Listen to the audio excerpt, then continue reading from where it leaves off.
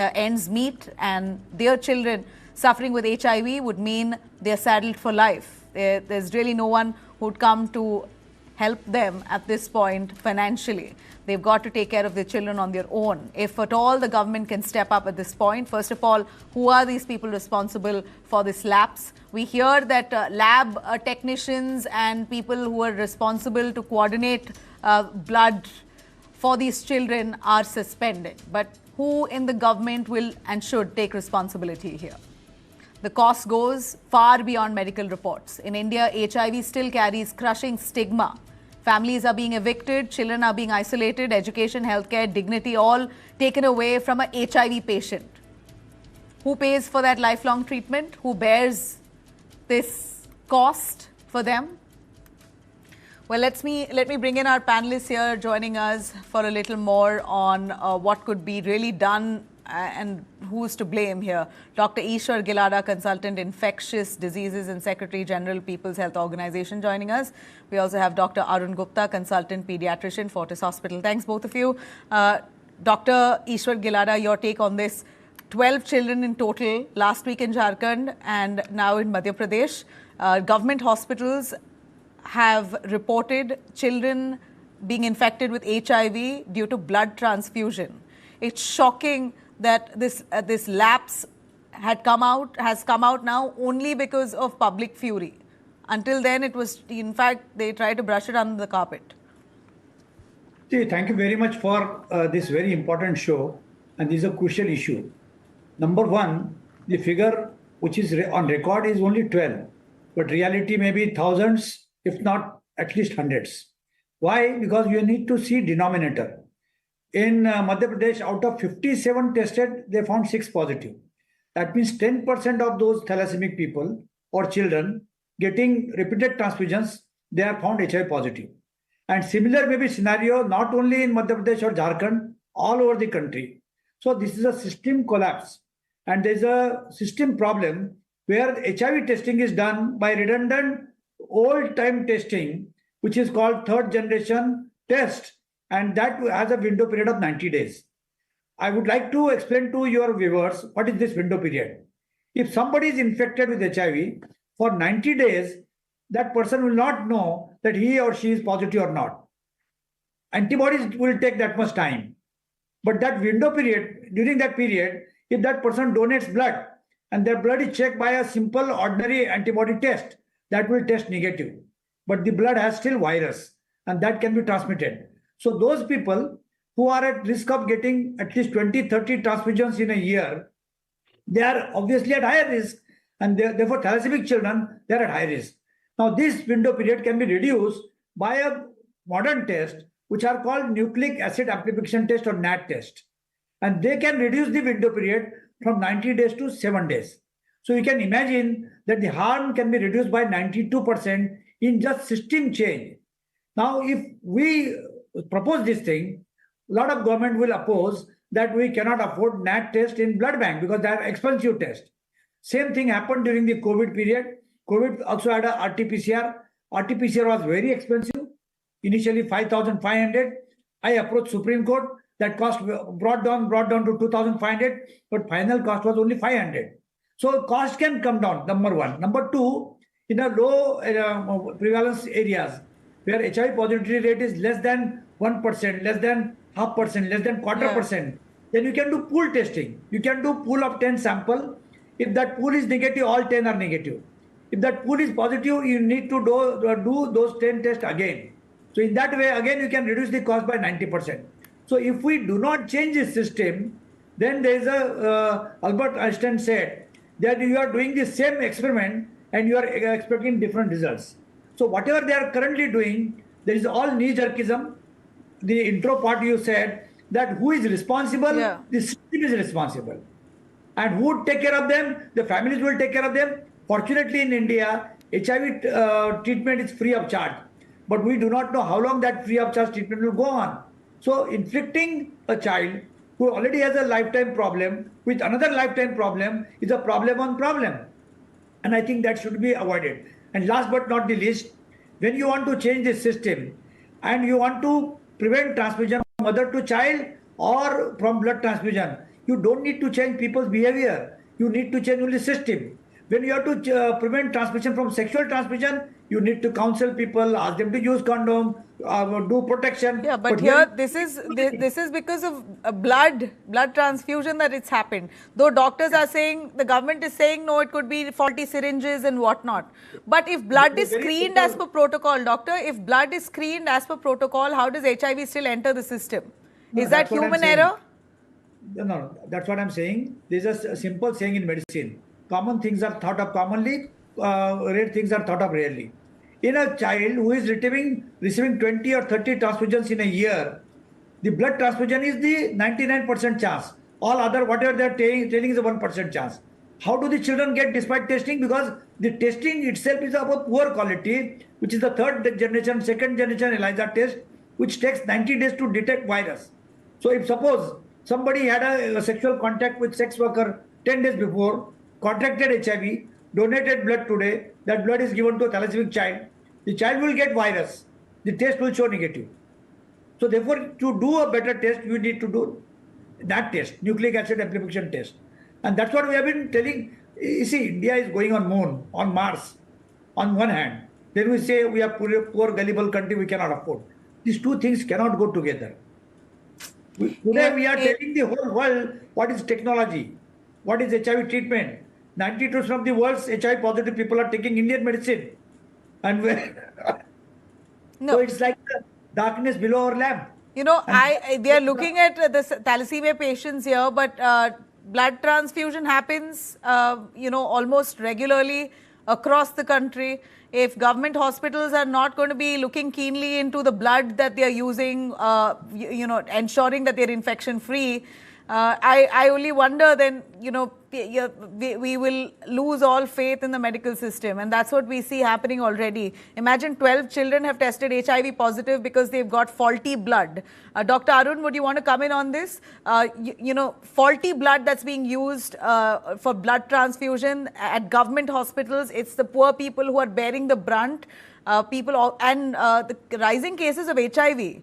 Cases of HIV are only steadily rising, and we're clearly seeing it's not less due to sexually transmitted infection, more to do with faulty blood at blood banks. Where do you think is the issue here? Would you know anything about the window period where they say the blood was tested and it was fine, but in that window period there was some infection that it caught on? Could you explain to us? I think I would say the main issue is that the government has such a low priority for the health. Now, if one day is the pollution, other day is the cough syrup, third day now HIV infected children. Now the problem is that as far as blood transfer is concerned, we have a lot of blood banks in our country, but more than regular blood banks, there are so many unauthorized blood banks are also available. Now the system is, the rules are so old, and even those rules are there, they are not properly implemented. Now 1998 Supreme Court mandated that every blood will be tested for HIV before transfusion. After that, the incidence of HIV came down almost 10%, but still till that 27 years has been passed and nothing more has been done. There's no robust system, there's no system to check those laboratories, there's no post surveillance, and as far as the test is concerned, as Dr. earlier said, we are still relying on the old test, ELISA 3, which is very poor test, which has a window of like 90 days. Now let me again explain for our viewers what is this window period. Now today, if someone gets the HIV infection, for next 90 days, his or her blood will remain negative for the test. So he or she will think she's negative for the HIV infection when he or she will give a transfusion of the blood, and blood bank will also think that person is normal. Now they transfuse this blood to some other healthy person. Sometimes later that blood will cause infection to that person. So that is the window period. And the old test ELISA 3 is very poor. The other test, NAT test, is a much better test, which has a window period of only 7 days. So we urge the government, and when it comes to health issues, I don't think the cost, other things should matter. If you make a robust policy, and as Dr. earlier said, if you make it available at the mass scale, the cost will come down. But the main thing is the prioritize. The government has to prioritize this system. And when we have to check those professional donors as well. You see in the cities, there are many professional donors who are the poor people who come for the money and donate blood 3 or 4 times in a year in disguise of different identity. Those things are these people also be checked. And recently, I think government, not the government, but some member of parliaments have introduced a kind of bill in the Lok Sabha and Rajya Sabha for the National Blood Transfusion Authority. Now, this authority is, I think, should have been come maybe decades earlier. Now, we need authority at central level which can make some protocols, make some rules how these blood banks should operate, and they should have a check on that, regular check on them. There should be a provision of severe punishment also for unlicensed banks. So these are things very important. I think otherwise the debate will come in a few months later. We will have similar incidents other states as well. You know, if I could ask you, are all government blood banks using NAT testing, or are some still relying only on older antibody tests? I think most of them are older antibody tests. So that is the laser 3. Wow. We urge every blood bank should have the modern test. That is the only way to prevent or rather decrease the incidence of HIV transfusion by the blood. And you're saying that government hospitals, or rather the governments itself, are not investing in it? Absolutely. I don't think they prioritize the health in any way. My God. They need to, yes. No, Dr. Ishwar, it's shocking to know that there's no money being put in to modernize our medical systems. You have people paying taxes for better medical facilities, but if government hospitals are not bothered about the blood bank that they keep, not willing to modernize it, You see, I would like to correct. what are we voting for? I would like to correct your understanding. If you talk about government and private blood banks, in comparison, government blood banks are better. Because in government blood bank, there is no commercial donation. In private blood bank, they buy blood and they sell blood. Number two, if the system is not there, if protocol is not there, you cannot blame a hospital, technician, doctor. You have to make a system, you have to make a guideline. Who makes those guidelines? Everybody must use NAT test. And for that, you provide equipment, you provide tests. Who makes those guidelines? Who sets those equipments? Who does? Government. It has to be done by Government of India. So it has to be done by Ministry of Health and Family Welfare. Yeah. It has to be done by the Blood Transfusion Council of Government of India. Yeah. And there has to be a pressure. Like, for example, even for HIV testing, I had to go to Bombay High Court in 1989 to get directive that HIV testing should be done. It took 9 years for that matter to come to Supreme Court. But in Maharashtra, we started HIV testing in 1989. In Goa, we started in 1989 because Maharashtra and Goa comes under Bombay High Court. So you need to fight for everything for 30 years, 40 years. You keep on fighting. I think that is not right. Me and Dr. Gupta, we are willing to provide our free services to Government of India, to Government of Madhya Pradesh, Jharkhand, anywhere, to guide them, to train their doctors, to train their system, to tell them which is a better system, how the cost can be reduced, because ultimately it is a taxpayer money. Currently, Government of India's National AIDS Control Program is run on its own. It is not on foreign funding.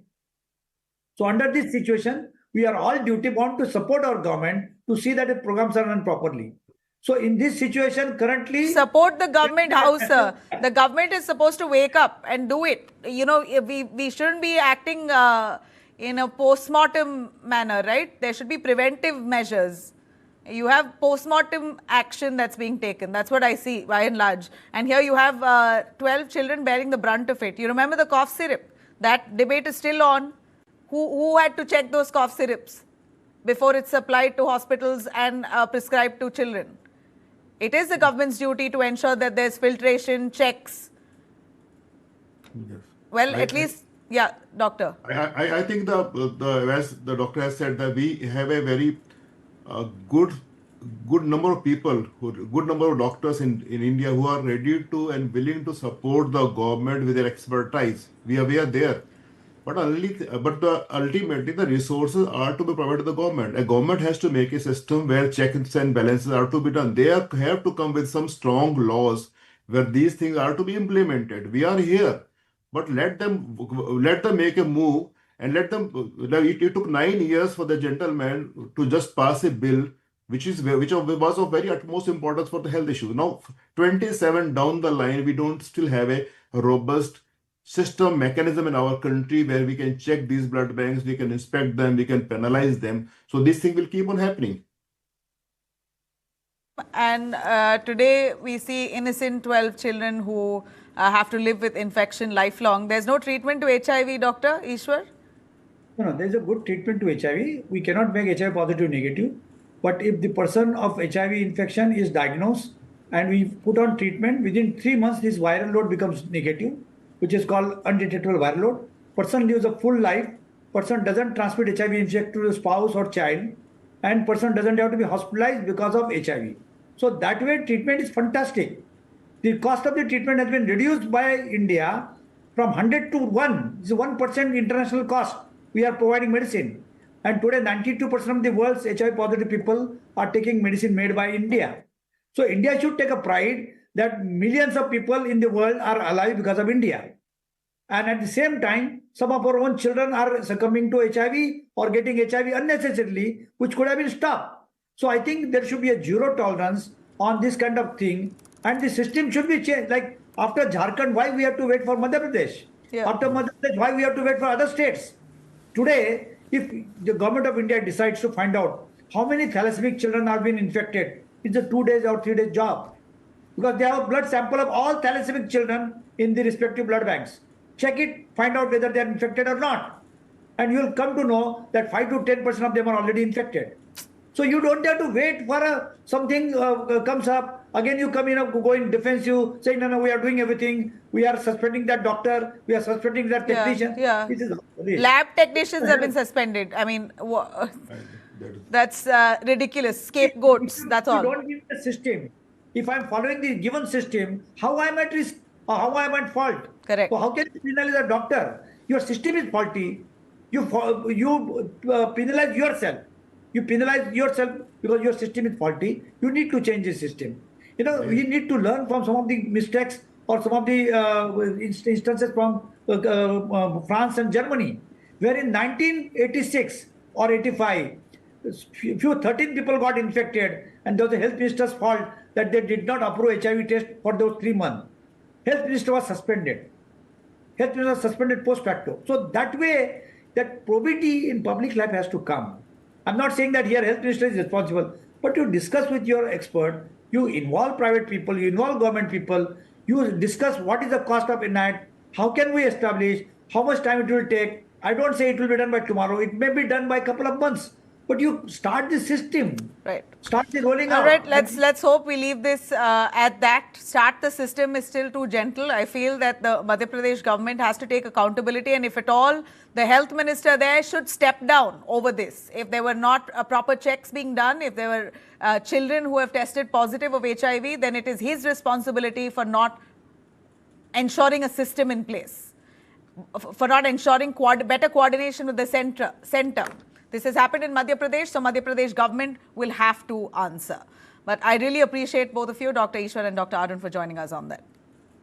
A quick break. We'll be right back. On the other side, we're taking you through images of large-scale protests and mayhem in Bangladesh and possibly the worst relations that India has had with its neighboring country. We're seeing anti-India slogans being raised in Bangladesh even as I speak. Stay with us.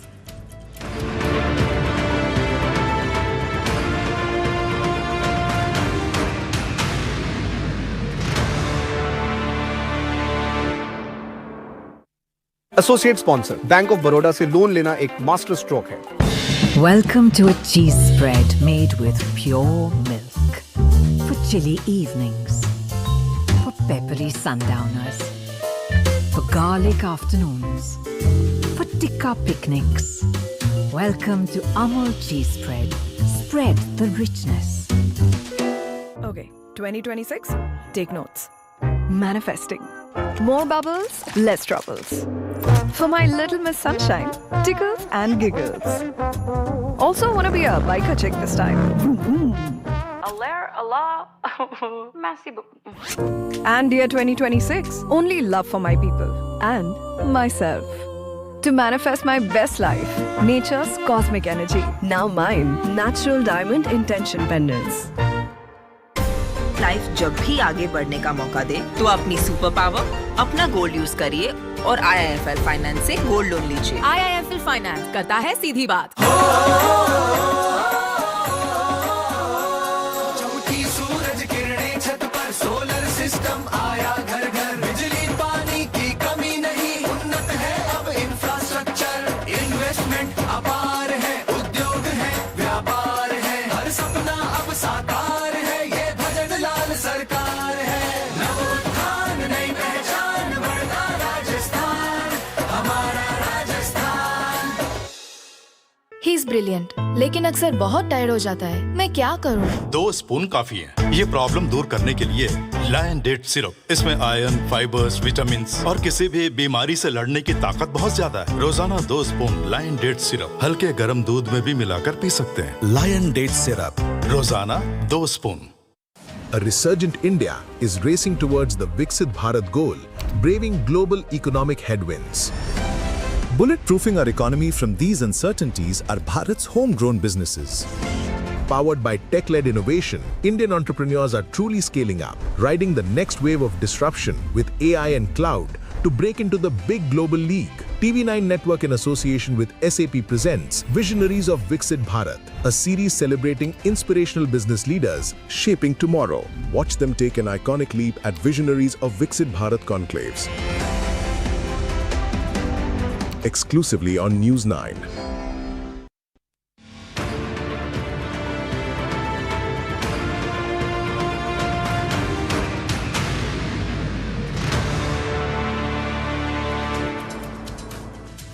Welcome back.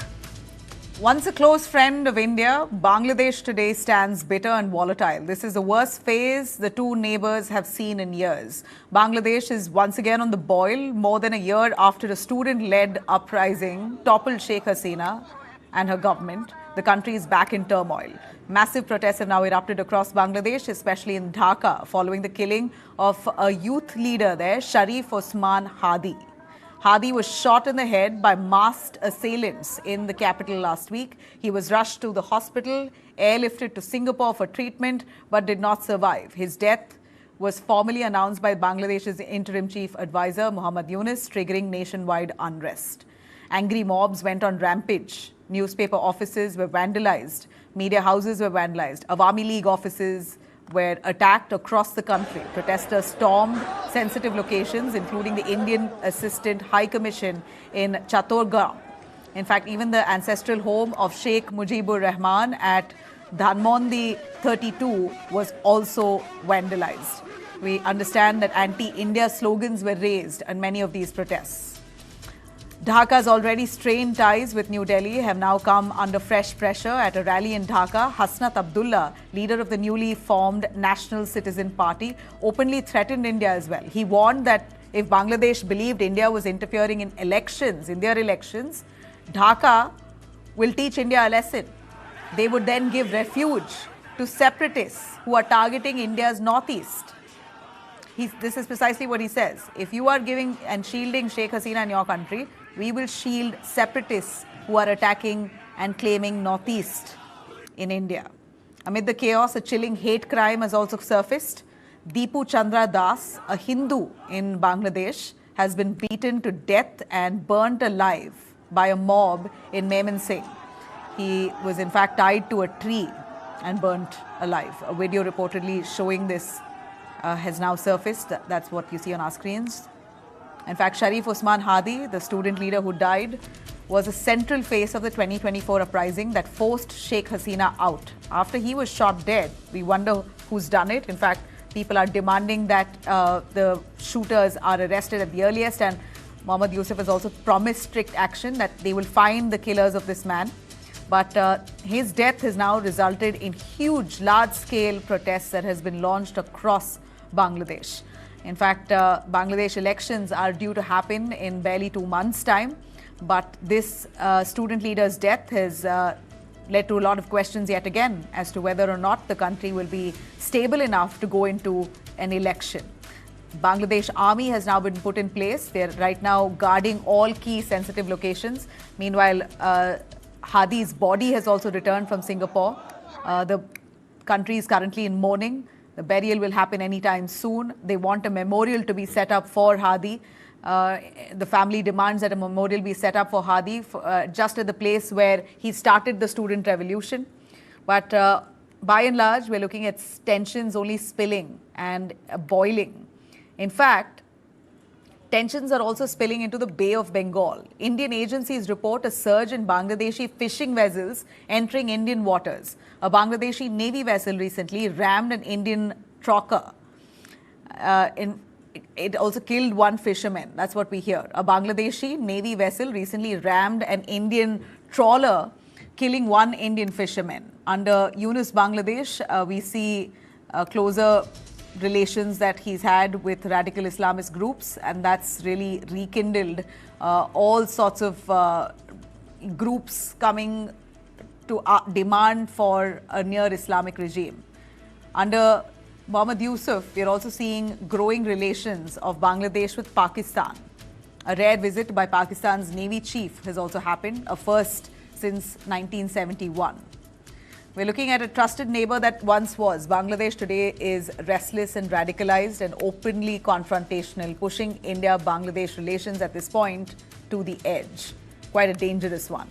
We have Ambassador Deepak Vora, former Indian diplomat, and also Major General Rajan Kochar, defense and geopolitical expert, joining us. Thanks, both of you. Ambassador Vora, your take on this, on Bangladesh and India relations, never been so bad. We've seen the worst in the last few days. A close partner that Bangladesh once was, we see the country now cozying up to Pakistan. Pakistan envoy visiting Bangladesh the last 3 days. They've had interactions, and what does this really signify in your view? Thank you very much, Mr. Mal. As always, you are brilliant. Thank you. I've been listening to your earlier coverage, and of course you have General Rajan Kochar. You don't need me. He knows everything about everything. So maybe I should withdraw. Nevertheless, I've been to Bangladesh. I don't know if he has. I've right now, even as we are speaking, I'm somewhere very close to the border. What I'm doing there, well, your guess is as good as mine. And let me explain to you, ma'am, I've served in countries where I've seen this vacuum. This buffoon, Mohammad Useless Khan, who's now trying to play every kind of game. When a stable regime like that of Sheikh Hasina, whatever the reasons, is ousted, it's not replaced by another stable regime. Normally, in countries like Afghanistan, Jihadistan, Bangladesh, Nepal, we've seen it. Sri Lanka, we almost saw it. Maldives, we almost saw it. It's the jihadi, it's a very strong Islamic element, what we call the terror element, the suicidal element that takes over. If anyone thinks there's going to be a smooth transition, well, go have a triple scotch on me, I'll pay for it. But that doesn't happen. I've not seen this. I've seen it in the Sahel. I've seen Burkina Faso, Mali, Mauritania, all these places where I've served, ma'am, or I've visited several times. I've seen this in Zimbabwe. Now, this buffoon who you see waving to others, he's almost 90. There's going to be elections. He's going to be kicked out. He'll go back to being Hillary Clinton's cook or butler or whatever he was earlier before he came there. He doesn't want elections. Take it from me, ma'am. So every Mohammad Yunus is a Nobel laureate. I mean, I wouldn't imagine.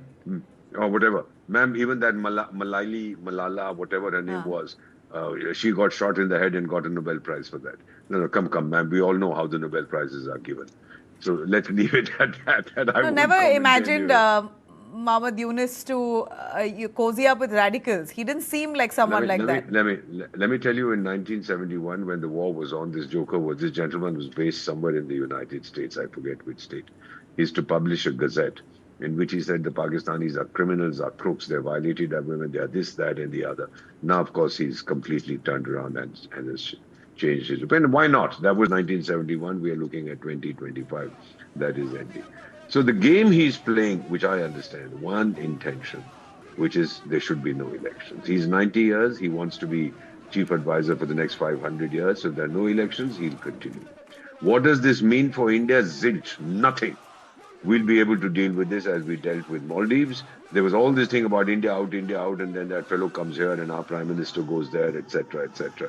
Same thing we've seen with Nepal, same thing we've seen with Sri Lanka. I heard all those predictions from various knowledgeable people. Abhi ye ho jayega, wo ho jayega, kuch nahi hua tha. They're back to where you can't mess around with India. So that's the first thing. And finally, Sheikh Hasina. What did she do? All right, she was bad, she was corrupt, she was this, she was that. She provided stability, she provided economic growth. What have you given in its place? Suicidalism. That's all that is going on. It's the economy is stupid, the economy is tanking, the population is exploding. These are the two issues that Muhammad Yunus doesn't know how to deal with, man. I've been so many times there. And I know that what you are seeing now is a minority, maybe 5% of the population. But they garner all the media attention.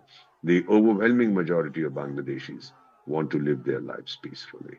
Get on with it because they have children. You know, ma'am, we've stopped visas. Please find out how completely stopped visas. We hear that we've completely stopped visas to Bangladesh.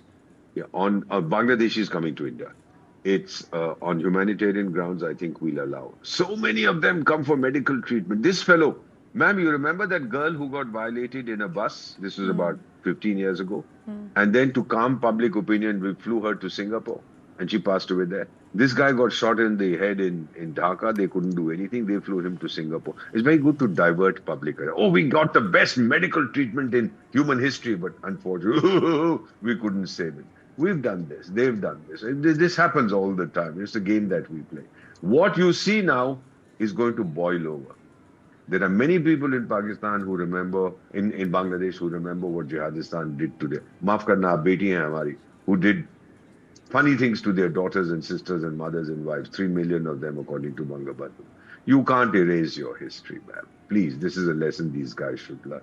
And if they want stability in Bangladesh, elections is the answer. Whoever comes, so be it. That is my understanding. General Kocher, we are noticing the Bay of Bengal. There's Bangladesh beefing up presence there, Bangladeshi vessels more in numbers in the recent past. What does that mean and indicate? Right ahead of their elections, we see this fleet coming closer to Bay of Bengal? Thank you, Nabila. I want to tell Ambassador Vora that he may have been to Bangladesh, but I've served on the Bangladesh border.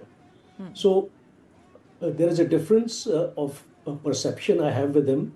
And I would just like to tell you about this perspective about the security situation on the northeast borders of ours and with regard to the instability in Bangladesh today. You mentioned about these waters or these maritime boundaries where these fishermen are coming close to our borders and trying to get into our territory. This is a sign of belligerence. This is a sign of willful defiance, trying to tell India that we also mean business. So let's not take it on the face value. It has significance to the Bangladesh and India relations as we stand today. We have a border of 4,096 kilometers, and let me tell you, most of the borders is not fenced. It's a porous border, and any problem in Bangladesh or any this kind of instability, we always find there is an influx of refugees trying to sneak into India, and we have today, I think, for the information of all, I would like to share this. Around 20 million Bangladeshis in India today. The documented figure is only 4 million, but we have almost 20 million of them here, and it's a problem for us. I stay in Delhi. You just go to any place, any South Delhi, anywhere, you find that the Bangladeshis are all over. How have we allowed this to happen? So this is a security concern. A second aspect is, let's not take this situation lightly in Bangladesh. It is going to have certain amount of repercussions on our own security apparatus. Already 3 military garrisons have come up recently in the area of the Siliguri corridor. Yeah. Why have they come up? Because of the threat perception now we see from Bangladesh. Bangladesh is the highest exporter today a maximum imports from China as far as the weapon systems are concerned. DGISI, along with his a big team of his senior officers visited Bangladesh in January. There is a presence of Lashkar-e-Toiba and Jaish-e-Mohammed in the Chattakol hill tracks at one point of time in 2009 onwards. Sheikh Hasina had demolished all these terrorist outfits in Bangladesh. They are rearing their head today there. And therefore, this incident of one man, Osman Hadi, he cannot dictate the narrative. This is a narrative which has been perpetuated by Mohammed Yunus himself, because he does not want these elections to take place. He wants to remain in power, and he is being dictated by an outside force. And here I would like to mention the chief of the Bangladesh Army Staff, General Wakar. He is a big party to this entire orchestration of this violence. It will not happen without the connivance of the army chief. I have a guest from Bangladesh. I've been with him on a number of shows. I'm sure he would like to comment on the role of the army chief. It cannot happen. You just can't blame Mohammed Yunus alone. He is being supported by the army chief of Bangladesh, and in turn, there is an external force which is governing the army chief. Like what? Like Bangladesh is not happening in isolation. Like who, sir? Who do you indicate? What are you hinting at? What kind of external force? Okay, now who brought Mohammed Yunus inside Bangladesh? Who was that white man which Sheikh Hasina made a mention of? Are we still ignoring the Saint Martin Islands episode? So all these I would like to connect with this security challenge in Bangladesh today. Let's not divert our attention only on the Chinese and the Pakistanis. Yes, they are part of this entire game. So are you saying the US is tacitly nudging Bangladesh to the edge? Yeah, Nabila, I think you are wise enough to take that hint, what I try to tell you. I'm here to say it as is, so I will say it. I want the viewers to know if that's if there's a US hand in this. That's the speculation you suspect.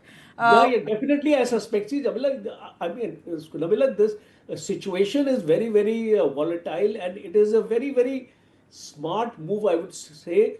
But why would they want unrest in Bangladesh? Because it is going to threaten India. Because it's a direct. You see, Trump can't get around Modi in the tariff deal, because Modi has been very, very firm and very, very strong in his rebuttal. The ceasefire thing has backfired on him. You know what all sort of measures has he got to get back to Modi today? It is either Pakistan or it is Bangladesh. He has already done it with the Pakistan. General Munir has been totally, brainwashed in getting after the Indians there, and this kind of rhetoric we are hearing from Pakistan every day, that the next attack is going to be from the northeast. How can Munir say with so much of confidence that the next attack of India will be from the northeast? See, you have to connect the dots. It is very, very simple to pass on the blame to China and on things like this. But the real villain in the piece, we are not even talking about. And therefore, I would like to bring home this point, and the people who are in Bangladesh, including your guest who is going to come in, I will request him to shed some light on these arguments which I am taking forward on your show, because these are important, because these are not being discussed anywhere in any of the TV channels. And I want them to be discussed here because there is a bearing on this entire thing. The entire episode has the stamping of foreign power. No one man can dictate such large protest in Bangladesh. The entire protests have been galvanized with the purpose to derail these elections because of Awami League not coming into the picture as far as elections are concerned. There's going to be unrest in Bangladesh the moment these elections take place. And let me bring in Awami Shoaib. League Shoaib is not in fact allowed to participate. joining us live from Bangladesh itself. Shoaib, we've been losing your connection, but I barely have a minute. If you can sum it up, what do you see? Are we seeing protests in Bangladesh that is genuine public anger? How much of this is politically engineered? Thank you, Thank you, Nabila. No, it is not public anger what is happening in Bangladesh. This is a meticulously designed protest, so-called protest by the radical Islamists with the ulterior agenda of somehow destabilizing the country and prolonging the tenure of Yunus indefinitely and to never hold any election. When I'm talking to you just 2 hours before, they have even vandalized and set on fire the building of the Udichi Shilpe Goshti. Last night they vandalized China, today Udichi Shilpe Goshti. And till now, when I'm talking to you, 10, 15, 17 in Dhaka, arson attacks and vandalism is continuing in the city. And we are afraid, I'm afraid personally, that during the janaza of Hadi tomorrow, after the afternoon prayer, there was tremendous chaotic situation in this country. So who is responsible for this? Of course, he is playing the role of the arsonist and firefighter.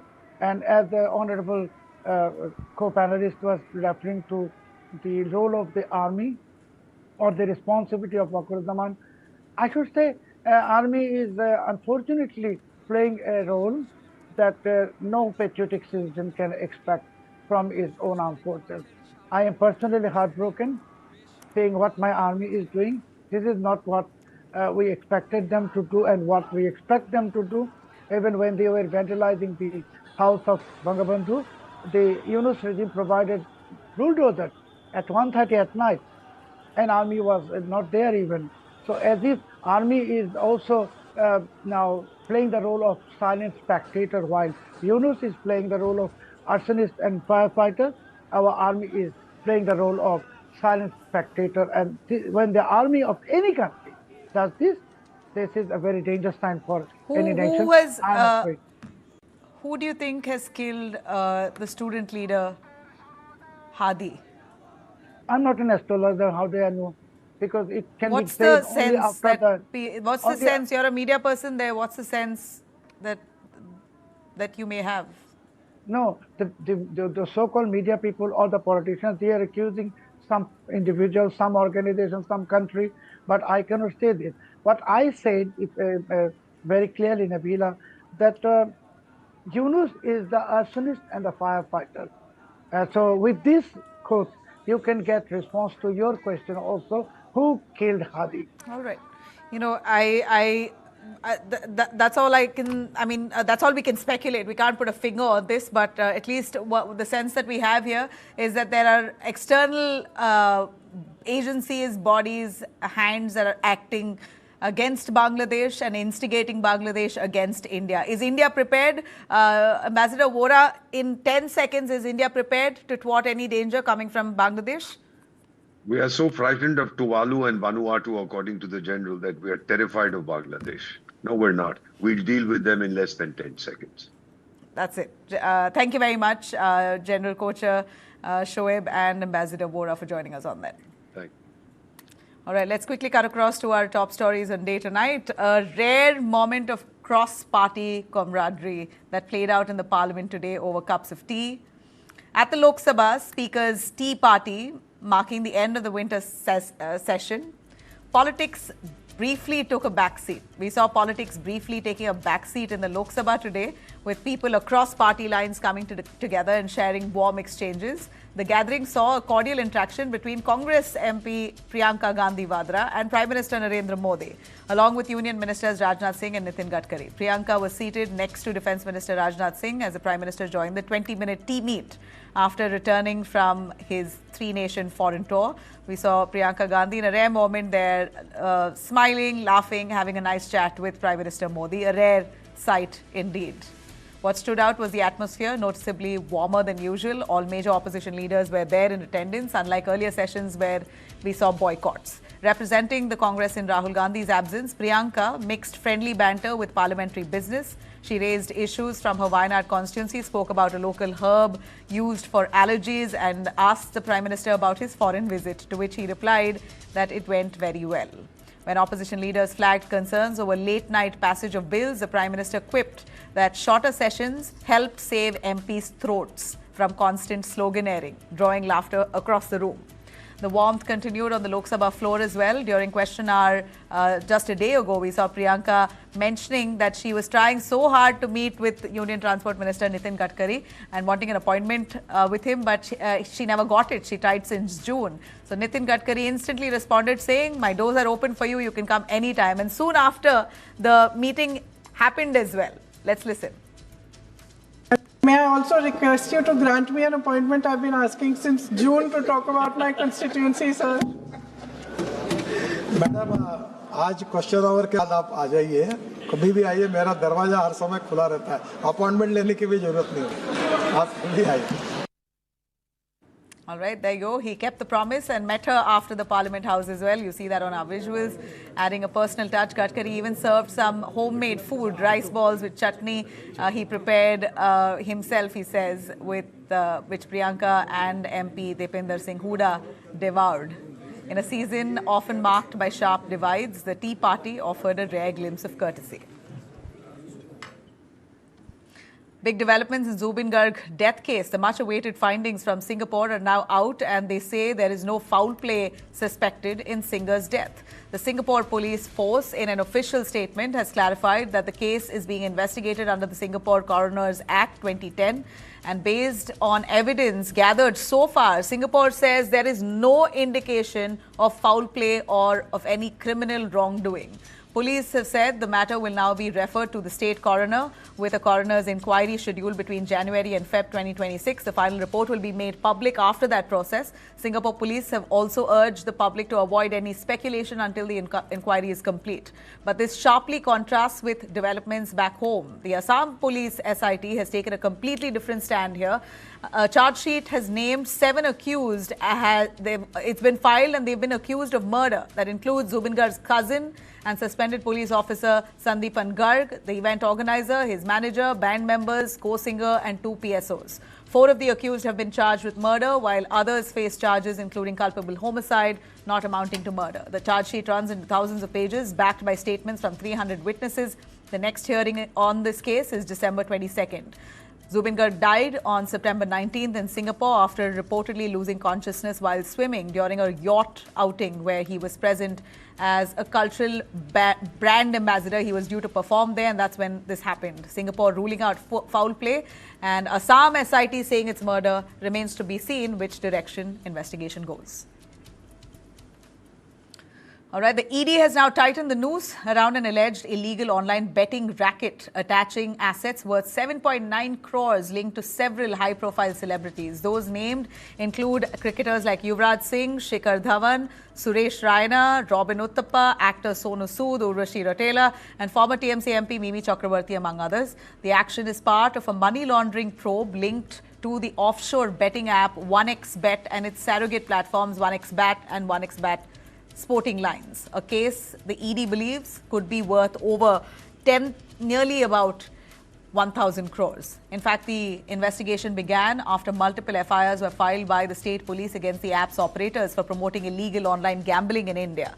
According to the ED, several celebrities allegedly entered endorsement deals with foreign-linked entities promoting these betting platforms. Payments were reportedly routed through foreign accounts to conceal illegal proceeds. Among the assets attached is 2.5 crores linked to Yuvraj Singh, 4.5 crores linked to Shikhar Dhawan, 6.64 crores linked to Suresh Raina, 1 crore linked to Sonu Sood, 59 lakhs to Mimi Chakraborty, and assets linked to Urvashi Rotela's mother and actor Neha Sharma, about 2 crores odd. Now, the ED says digital wallets, shell accounts and layered transactions were used to hide this money trail. Now, food adulteration has become a growing menace in India, and now even something as basic as chickpeas isn't being spared. Roasted chickpeas or chana, a snack found in almost every Indian home and street corner, are now at the center of a serious food safety scare. In a major raid in Uttar Pradesh's Gorakhpur, food safety officials have seized 750 chickpeas packets, roasted chickpeas packets allegedly adulterated with synthetic yellow dye, a chemical normally used to color clothes and paper, not food. The raid was conducted on December 15th at a warehouse under the Rajghat police station limits. Each sack weighed about 40 kilograms, with supplies traced back to Madhya Pradesh and Chhattisgarh. Laboratory tests later confirmed the presence of the synthetic dye in large quantities, a substance strictly unfit for human consumption. Health officials warn that consuming this chemical can cause severe liver and kidney damage. Long-term exposure may even increase cancer risk, with children and pregnant women being especially vulnerable. The sale of the seized stock has now been banned. Authorities say licenses of suppliers involved will be cancelled, and a wider probe is underway to trace adulteration network. The Uttar Pradesh Food Safety Department has now launched a statewide crackdown, urging consumers to stay alert and report serious suspicious food products. Industrial chemicals entering our daily food. How safe is it? How do you crack down on this large racket? All right, that's it for me here. Thanks very much for tuning in.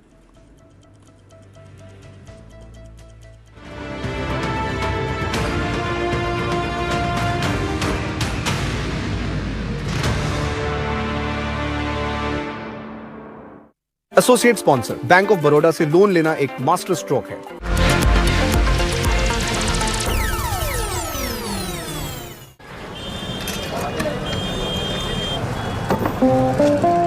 सामने नया supermarket खुलने वाला है। क्या करूं कि पुराने customer भी रहें और नए भी आ जाएं? देखो, आप दुकान के बाहर एक चाय कॉर्नर लगा सकते हो। चाय पीते पीते पुराने कस्टमर बातचीत करेंगे, उन्हें देखकर नए कस्टमर भी आएंगे और एक्स्ट्रा कमाई भी होगी। इसके अलावा आपके बिल्स देख के समझ लेते हैं कि कौन सा सामान कितना बिका है। क्वालिटी पे इतना कॉन्फिडेंस, इसलिए बिरला ओपस एश्योरेंस। 1 साल में पेंट को कुछ भी हुआ तो पेंटिंग वापस करके देंगे। रजिस्टर करो birlaopus.com पर। यही मौका है बिजनेस को बढ़ाने का। पर पैसा, अपनी सुपर पावर यूज करने का टाइम आ गया है। आप टेंशन मत लीजिए, IIFL फाइनेंस से झटपट गोल्ड लोन लीजिए और बिजनेस आगे बढ़ाइए। आपके जैसे सुपर हीरोज ऐसी छोटी मोटी प्रॉब्लम से थोड़ी ना रुकते हैं। इसीलिए लाइफ जब भी आगे बढ़ने का मौका दे तो अपनी सुपर पावर, अपना गोल्ड यूज करिए और IIFL फाइनेंस से गोल्ड लोन लीजिए। IIFL फाइनेंस करता है सीधी बात। Our honorary speaker, Rupa Kudva, whose journey across the boardrooms and as Chief Executive Officer of CRISIL has steered innovation. Her book, Leadership Beyond the Playbook, has established her as the country's foremost business leader. Eastern India's first Business and Economy Literature Fest 2025. 20th and 21st of December, Taj Tal Kutir, Kolkata. Presented by EIILM Kolkata. Associate sponsor, Bama Lorry, Mukhorochuk, Alliance Broadband, Priyagopal Bishoi, and ChatGPT.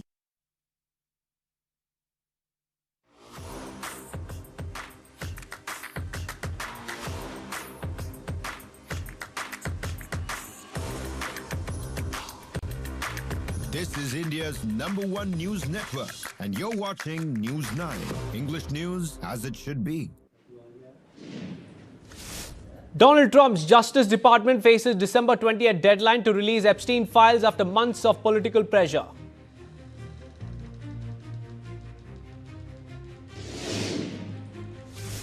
Bangladesh to hold funeral prayer of Osman Hadi tomorrow at Parliament House after his body was brought back from Singapore. His death has triggered protests and political reactions as authorities appeal for calm. 3 dead, at least 5 injured in smoke grenade and knife attack in Taiwan's central Taipei. People flee in panic. Attacker dies while trying to evade cops.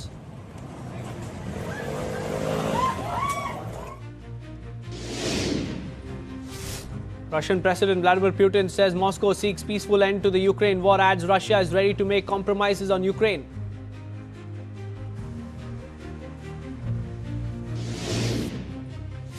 Enforcement Directorate moves Delhi High Court challenging Rouse Avenue Court's order refusing to take cognizance of charge sheet filed in National Herald case.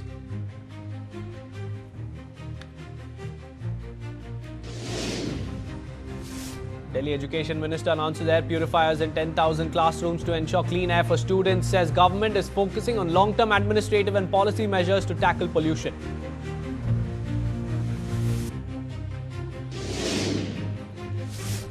ED attaches assets worth nearly 8 crore rupees of Yuvraj Singh, Robin Uthappa, Sonu Sood, Neha Sharma, Urvashi Rotela and others in an online betting app case.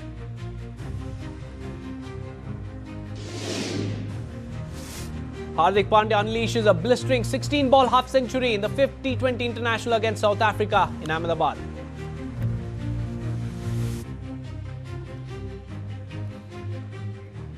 Hello and thank you for tuning into